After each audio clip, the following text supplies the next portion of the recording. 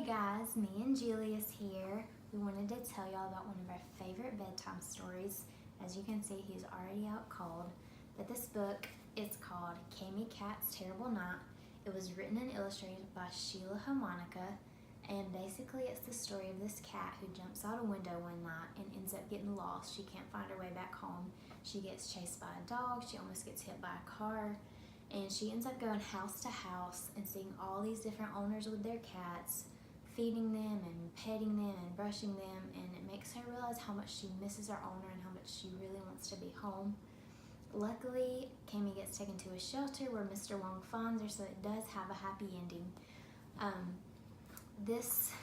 The last page in here talks about the Animal Welfare Institute, which is actually who published the book. And basically their mission is to help animals who are being mistreated and who are being used in laboratories and they just want to free those animals and help them. And so I really love this book because one night I came home and Julius was nowhere to be found. And so through the power of Facebook and God, we finally got him back home. And so I know how I was feeling when he was gone, but this book gives me a glimpse into how he might have been feeling when he was gone, because it talks about Kamie feeling lonely and missing her owner and just really wanting to be home. This is a great book to use in a first grade classroom. There's a standard that talks about identifying words and phrases that appeal to the senses and feeling words. And so right off the bat in the first page, there are words that appeal to the senses. It talks about music and the smell of fish. And then about halfway through the book, it talks about some feeling words about how Kamie was feeling and how she missed her owner and she felt lonely. And then at the end, of course, it talks about joy. And so students could make a chart of these different words as they flip through the book and read it.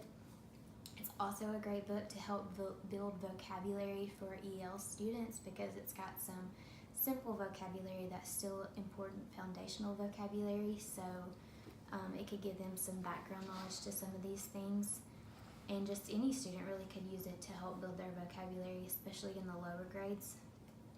The illustrations in this book, I think that they were painted. They're pretty detailed. A student who can't read can still flip through the book and tell what's going on and probably give you a retell of the story just from the pictures because they're so detailed and they go with the text so well. But like I said, this is one of our favorite bedtime stories, and we highly recommend for y'all to read it. Come on.